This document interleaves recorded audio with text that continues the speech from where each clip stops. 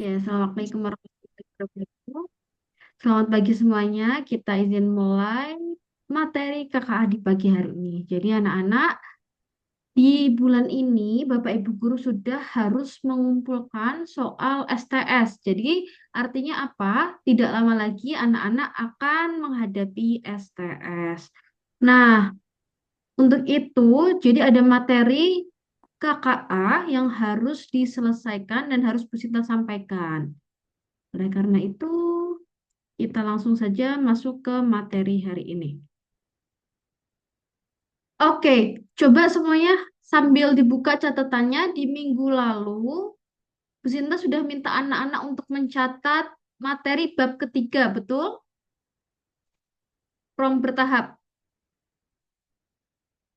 Ada yang lagi buka catatan?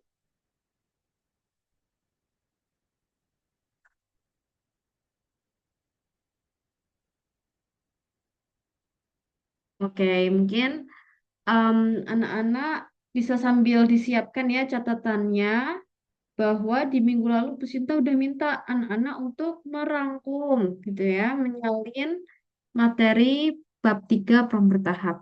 Nah, sebelum Bu Sinta bahas materi ini, Bu Sinta ingin tanya dulu, sudah praktik membuat cerpen dengan prom coaster belum ya?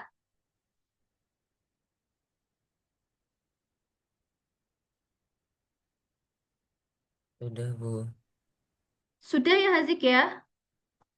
Sudah, Bu. Ya, Sudah, Oh, Bu. sudah. sudah. Oke. Nah, kalau sebelumnya, sebelum anak-anak belajar tentang prompt engineering, anak-anak kalau minta cerpen mungkin langsung sampaikan, saya ingin membuat cerpen tentang seorang anak yang kehilangan ayah gitu misalkan. Dah seperti itu doang. Nah, setelah anak-anak belajar kemarin prompt engineering di bab 2 prompt costar, anak-anak semakin hebat dalam memerintah, memberikan instruksi kepada AI-nya dengan cara menggunakan teknik costar. Jadi anak-anak tuliskan konteksnya dulu, cerita yang ingin dibuat, latar belakangnya dulu, mau seperti apa.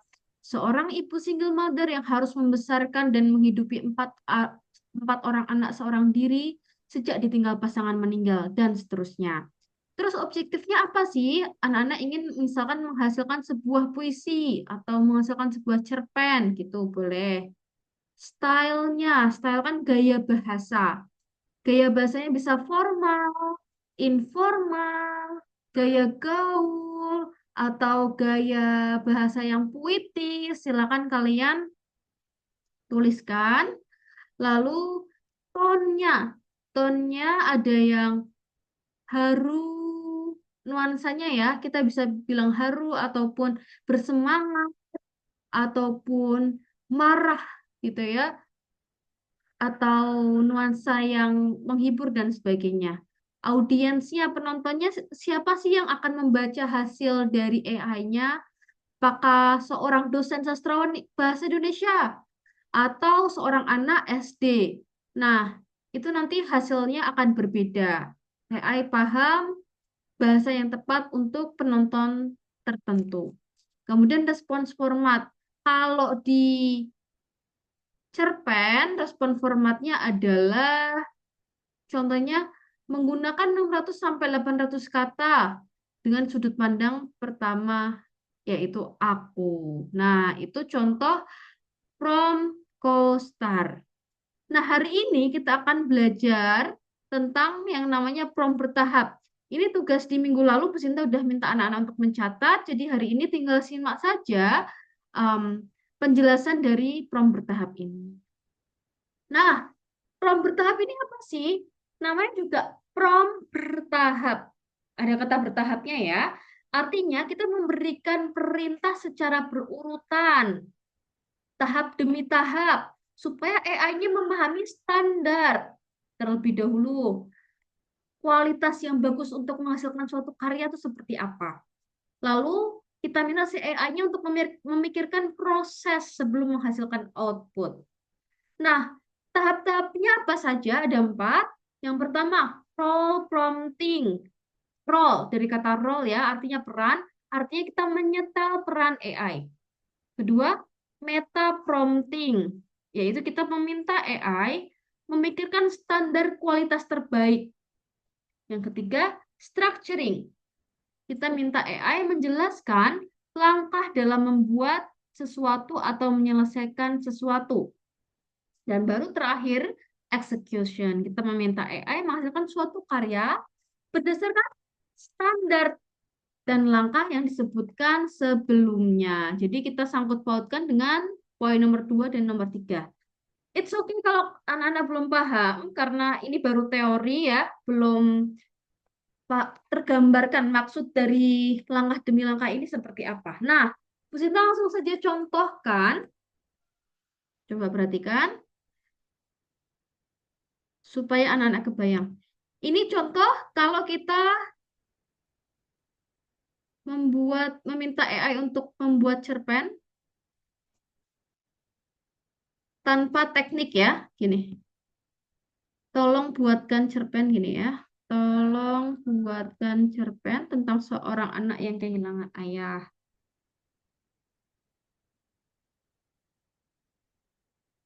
Sepatu di depan pintu. Sejak ayah pergi, sepatu hitamnya masih tergeletak rapi di depan pintu.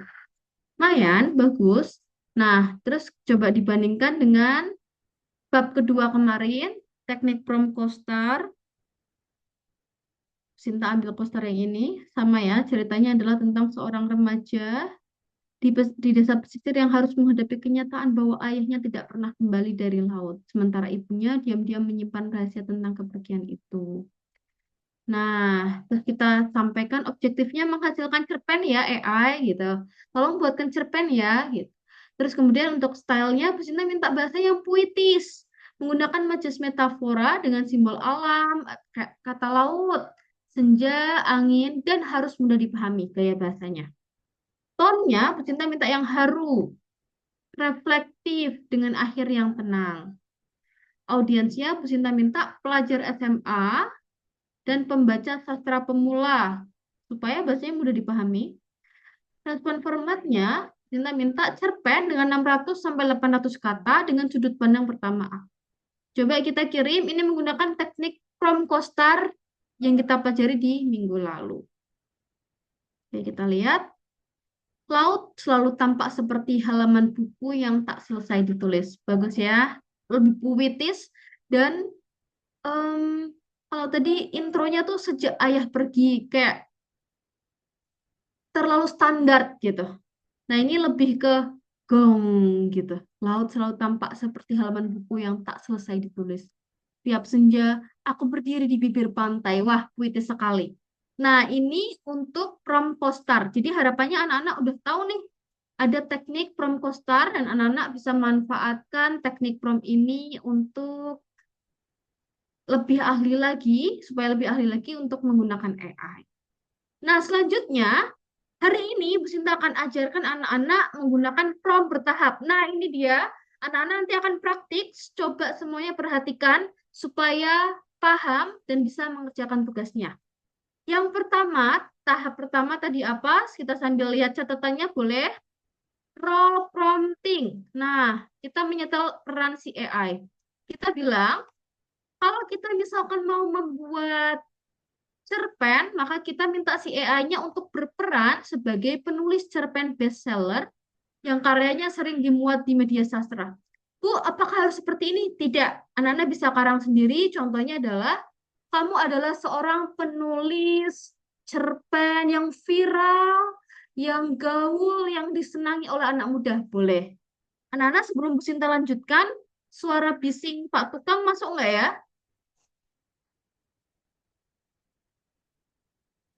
Kedengaran nggak, Nak? Ada suara tukang. Enggak, Bu. Enggak, Bu. Alhamdulillah, aman ya. Bu Sinta lanjutkan. Nah, kenapa sih kita perlu minta AI untuk berperan? Jawabannya adalah supaya si gaya bahasa AI-nya itu level bahasanya meningkat. Yang awalnya kalau misalkan kita ngobrol sama AI, dia gaya bahasanya nggak biasa-biasa aja. Contoh yang tadi ya, Nih, sejak ayah pergi sepatu hitamnya masih tergeletak rapi. Ini bener-bener standar gitu. Tapi kalau kita minta si AI-nya berperan sebagai penulis cerpen bestseller, dia langsung mengubah gaya bahasanya seolah-olah dia memang betulan penulis cerpen bestseller. Terus referensi-referensi yang diambil akan dari pengetahuan-pengetahuan tentang membuat cerpen gitu, jadi lebih dalam anak-anak.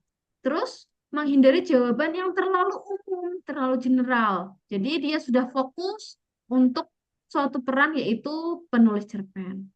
Nah, tapi kalau misalkan kita mau ngobrolin tentang bisnis sama si AI, maka tinggal kita bilang, kamu adalah konsultan bisnis berpengalaman. Atau kalau misalkan kita mau belajar, memahami materi gitu ya, kamu adalah seorang guru yang jago menjelaskan konsep sulit ke pemula. Boleh, silakan. Nah, mari kita coba praktikan. Kita lakukan tahap demi tahap. Kamu adalah seorang penulis cerpen bestseller yang karyanya sering dimuat di media sastra. Oke, kita kirimkan ke AI-nya. Lihat, ini percakapan baru ya, bersih ya. Bu Sinta taruh di sini. Katanya, siap. Sebagai penulis cerpen bestseller yang karyanya sering dimuat di media sastra, saya akan menulis dengan bahasa yang hidup, namun tetap presisi. Emosi yang subtil, tidak meledak-ledak, tapi menghantam. Tuh, dia paham kalau penulis cerpen bestseller itu seperti apa. Oke, nah sekarang dia sudah paham perannya. Tahap kedua adalah meta prompting. Nah, kita minta supaya si AI-nya menjelaskan standar terbaik sebelum menghasilkan suatu karya. Nah, dengan cara kita bisa sampaikan kepada si AI-nya, berikan tips untuk membuat cerpen yang kuat dan berkesan. Supaya dia mikir, cerpen yang kuat dan berkesan itu seperti apa ya, gitu. Nah, dia bilang, mulailah dari luka, bukan dari ide. Banyak penulis pemula memulai dari gagasan besar. Penulis yang matang memulai dari getaran kecil yang mengganggu batin. Terus dia juga kasih tips, fokus pada satu momen penting. Jangan menceritakan seluruh hidup tokoh. Lalu yang ketiga, buat tokoh dengan retak gitu ya, dan seterusnya. Oh, sekarang si AI sudah paham nih bahwa cerpen yang baik itu seperti apa. Nah, si AI-nya untuk memikirkan standar yang baik, yang pertama, supaya si AI-nya membangun kerangka kualitas. Tadi ya, cerpen yang baik itu seperti apa sih? Dia akan berpikir, oh, yang kurang baik itu seperti apa ya? Dia akan terhindar dari kesalahan-kesalahan umum. Jadi dia akan menetapkan suatu standar dulu sebelum dia mengeksekusi untuk mengerjakan sesuatu berdasarkan yang kita instruksikan. Seperti itu. Kalau misalkan tentang buat puisi, berarti promptnya gimana? Tinggal kita bilang, berikan tips untuk membuat puisi yang kuat dan berkesan. Tinggal teman-teman sesuaikan saja gitu ya. Mau buat karya apa. Nah, sampai sini dulu tahap kedua. Ada pertanyaan anak-anak? Paham? Paham. Paham, Bu. Paham, Bu. Good. Alhamdulillah. Paham Kita Bu, lanjut. paham Bu. Oke, thank you Paham, anak-anak. Bu. Yes, alright. Kita lanjut. Sekarang tahap ketiga. Nah, sebetulnya anak-anak, dalam keseharian ya, kalau kalian misalkan mau mengerjakan tugas, misalkan contohnya adalah tugas fisika, disuruh membuat video pembelajaran materi fisika. Nah, anak-anak tahu tugas besarannya itu apa. Tapi, kalau misalkan anak-anak mengerjakan tugas, tanpa anak-anak susun dulu langkah demi langkahnya apa, seringkali itu membutuhkan waktu yang lama loh anak-anak. Waktunya akan lebih lama untuk menjadikan tugas itu selesai. Dibandingkan seseorang yang dia tuh sudah tulis di kertas dulu. Oke, tahap pertama saya harus siapkan kamera. Tahap kedua saya harus buat skenarionya. Tahap ketiga saya siapkan propertinya. tahap keempat saya akan minta tolong ibu untuk merekamkan saya dan seterusnya. Nah, beda sama orang yang asal jalan aja gitu.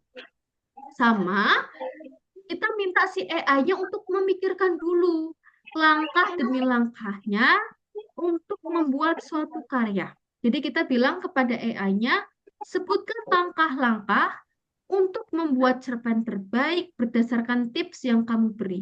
Kita minta AI-nya berpikir dulu supaya nanti dalam mengeksekusi dia nggak salah lompat, salah eksekusi. Nah nih, pertama AI-nya harus menemukan emosi inti dulu, bukan sekedar tema. Kedua, tentukan fokus non kritis. Yang ketiga, oke. Yang ketiga, kita ciptakan tokoh dengan konflik internal dan seterusnya. Kenapa sih kita perlu minta AI-nya untuk memikirkan langkah demi langkah? Jawabannya adalah supaya yang tadinya tahap kedua itu berupa teori anak-anak, oh, tips untuk membuat cerpen yang baik itu dia bukan fokus kepada masalah yang besar, cukup fokus ke masalah konflik kecil tapi menghantam gitu. Nah, itu diubah AI-nya dari teori menjadi panduan praktis. Terus supaya si AI-nya lebih jelas gitu ya urutan kerjanya dan sehingga akan memperjelas cara dia menerapkan atau mengimplementasikan untuk mengeksekusi suatu pekerjaan. Nah, kalau kita sudah minta AI-nya untuk berperan, tadi ya tahap satu, tahap keduanya kita minta AI-nya berpikir, karya yang baik itu seperti apa. Tahap ketiga kita minta AI untuk memikirkan langkah demi langkahnya. Lalu di tahap keempat ini baru kita bisa instruksikan ke AI. Oke, sekarang buatkan cerpen berdasarkan tips dan langkah yang telah kamu jelaskan dengan detail informasi sebagai berikut. Nah, baru kita taruh di AI-nya. Lalu kita kirimkan coaster-nya. Kita kan udah belajar coaster ya. Nah, Bu Sinta ada coaster yang tadi, Bu Sinta copy, Bu Sinta paste. Jangan lupa kita sangkut pautkan dengan langkah 2 dan 3 supaya diterapkan ilmu yang dia miliki tadi. Coba kita kirimkan. Sejak ayah tidak kembali dari laut, senja di desa kami terasa lebih panjang dari biasanya. Namaku Arga, usia 17. Dan sejak 3 bulan lalu, aku belajar bahwa laut bukan hanya hamparan air asin yang berkilau saat pagi, melainkan halaman yang bisa menelan nama seseorang tanpa mengembalikannya. Nah, lebih hitam. Nah, coba anak-anak nanti bisa bandingkan ya cerpen anak-anak dengan poster di bab 2 yang lalu dengan cerpen dengan prompt bertahap di bab 3 sekarang lebih bagus mana? Nah, setelah itu anak-anak hias cerpennya. Nah, anak-anak sudah siapkan Canva ya? Sudah punya Canva? Udah, Bu. Udah, Bu. Udah. Udah, Bu. Udah, Bu. Oke, Udah, baik. Bu. Good job. Nah, setelah anak-anak nanti bandingkan, praktikkan, anak-anak perlu membuat cerpennya dengan menghias di Canva. Nah, Bu Sinta sudah siapkan tahap demi tahapnya. Silakan boleh di screenshot dulu, ada 2 slide saja. Oke, silakan di screenshot. Terus slide kedua, silakan di screenshot. Oke, setelah anak-anak bikin cerpen dan membandingkan mana lebih bagus, menurut saya lebih bagus yang prompt poster kok, Bu. Boleh. Pendapat masing-masing orang bisa jadi berbeda. Atau, Bu, menurut saya lebih bagus prompt yang bertahap. Lebih em, tidak tertebak konfliknya, boleh silakan. Nah, kalau sudah pilih salah satu, lalu anak-anak buka Canva-nya. Nanti prakteknya ya, Bu Sinta ini contohkan dulu, nanti anak-anak bisa nonton videonya, rekaman ini. Lalu klik tombol plus atau buat, lalu cari media sosial atau sosial media. Nah, cari Instagram post atau konten Instagram. Kita pakai ukuran konten Instagram saja cukup. Nah, biasanya kita menggunakan template saja anak-anak, biar nggak ngedesain dari awal. Anak putri biasanya suka dengan kata kunci estetik. Coba kita lihat. Nah, cakep-cakep. Nanti silakan pilih mau pakai template yang mana. Atau kalau anak putri yang lebih soft gitu ya, yang princess gitu, sukanya yang pastel. Coba. Nah, tuh. Soft banget ya warna-warnanya. Silakan kalian pilih. Atau ah, sukanya yang mana? Nah, ini Bu Sinta pilih yang ini dulu ya. Kayak kalau Putra biasanya sukanya pakai kata kunci yang macho banget ya, black and white. Nah, tuh lihat keren-keren. Boleh nanti kalian pilih template-nya. Setelah memilih template, tahap berikutnya adalah silakan anak-anak copy paste cerpennya. Ya, dari dua cerpen ini, Bu Sinta mau pilih yang cerpen prompt bertahap. Nih, angin yang menyimpan nama. Oh, puitis sekali ya. Bu Sinta taruh di sini. Nah, nanti anak-anak silakan belajar untuk menggunakan Canva. Sebetulnya tidak perlu belajar yang harus membaca panduan Canva, tidak, karena penggunaan Canva cukup intuitif. Intuitif itu mudah dipahami, eh, hanya dengan teman-teman lihat tombol-tombolnya saja. Nah, cakep.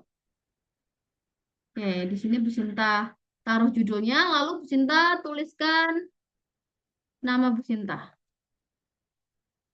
Tanggalnya hari ini 21.02.2026. Nah, ini kita kecilkan saja. Bu Sinta ingin agak beri jarak per hurufnya. Ups.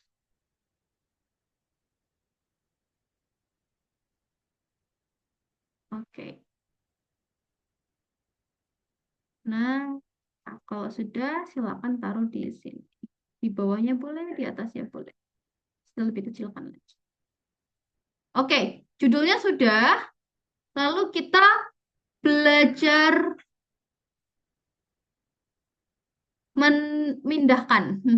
Memindahkan cerita kita ke Canva-nya. Nah, silakan nanti anak-anak bisa taruh paragraf demi paragraf, boleh. Mas Sinta sampai sini ya.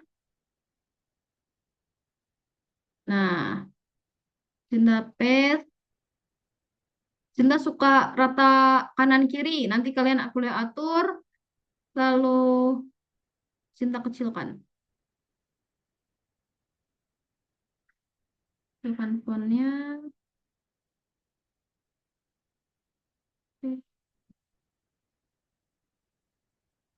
Kecilkan.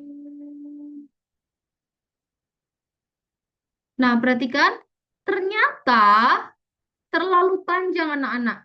Dan kita sebagai manusia cenderung kurang suka ketika tulisannya terlalu padat seperti ini. Oleh karena itu, Bu Sinta sarankan satu paragraf bisa satu slide. Nah, caranya anak-anak bisa duplikat halaman ya, duplikat gitu ya. Untuk memperbanyak halaman, silakan diklik duplikat nanti. Tapi kalau di HP dia nggak ada tombol duplikat seperti ini, duplikat page atau duplikat halaman. Harus di zoom up dulu pakai dua jari gitu ya, terus lepas. Nanti di bawahnya baru muncul tulisan duplikat page atau duplikat halaman. Nanti bisa dicoba. Nah, ini Bu Sinta kurangi teksnya supaya nggak terlalu padat. Oke, kita hapus. Lalu kita taruh sini. Oke, supaya enggak Bu Sinta kasih efek. Nah, atau ini boleh. Silakan nanti anak-anak berkreasi.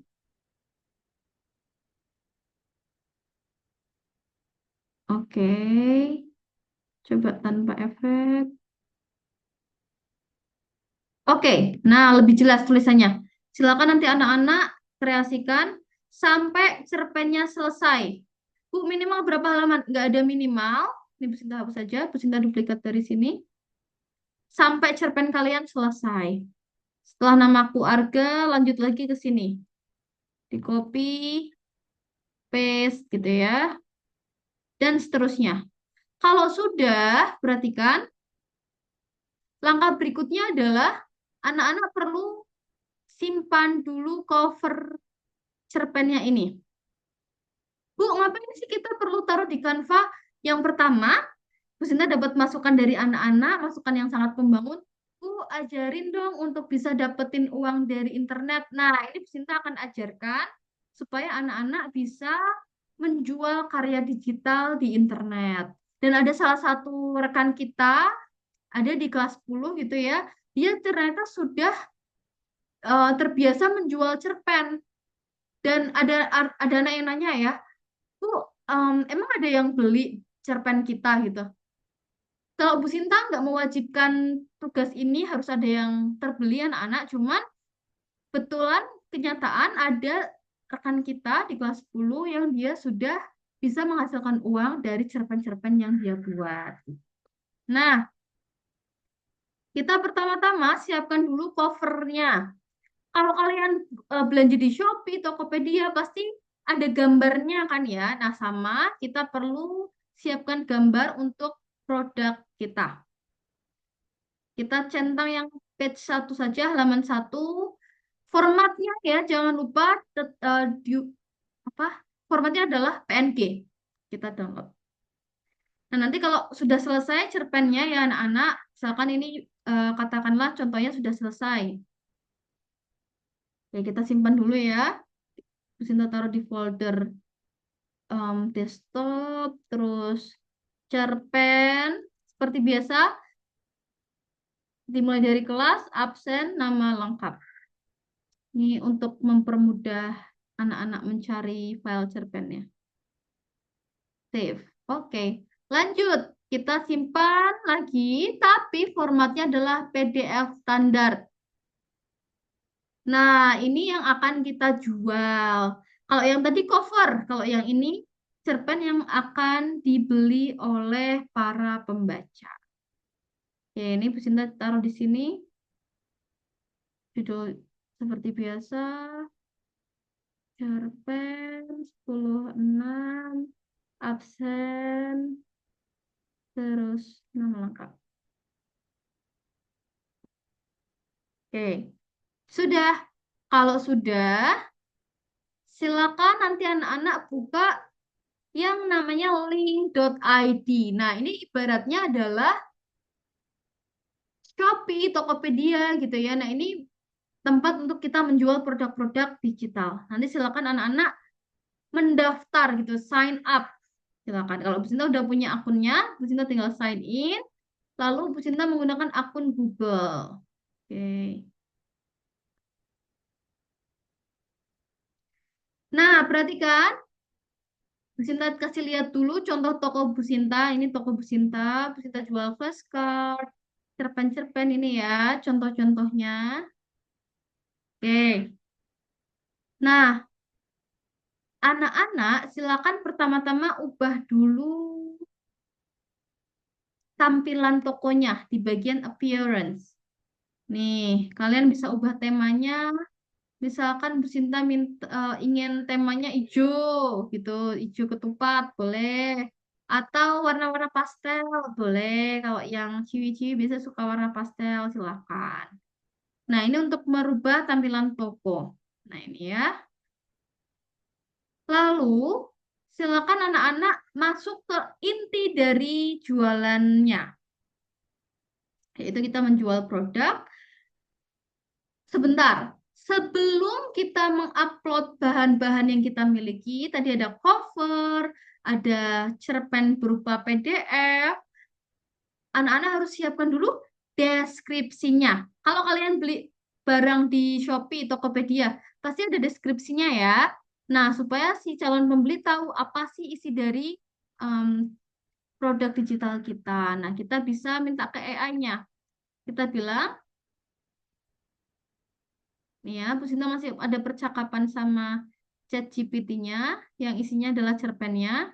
Bu Sinta tinggal bilang, saya ingin menjual produk cerpen ini. Tolong buatkan copywriting deskripsi untuk produk tersebut.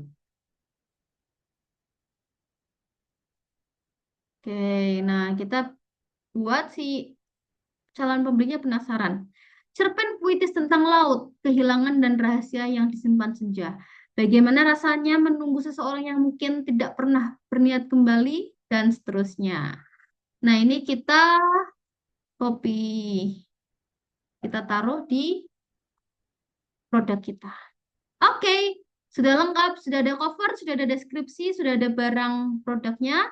Langsung saja kita masuk ke tab My Link, lalu klik Add New Blog, Digital Product, Simple Template. Nah, baru kita masukkan, kita isi semuanya. Dia minta image atau covernya, kita tinggal upload saja tadi image yang sudah kita siapkan. Terus kita simpan di sini. Sorry, di 10:6. Nah, ini covernya. Dia bentuknya persegi ya, jadi akan ke crop. Sip. Lalu title-nya, angin yang menyimpan nama. Nah, ini kita copy, taruh di sini. Deskripsinya, nah ini baru kita copy yang ini, deskripsi tadi ya. Taruh di sini, lalu rapihkan. Kita kasih enter, enter, supaya lebih enak dibacanya. Oke, kalau sudah, nah baru kita upload filenya. Ini ya PDF-nya tadi, silakan diupload. Kasih harga. Kalau Bu Sinta misalkan 5.000 gitu, atau kalian 10.000 boleh. Anak-anak nanti ini Zoom-nya akan berhenti karena ini free. Nanti Bu Sinta kirimkan link barunya ya.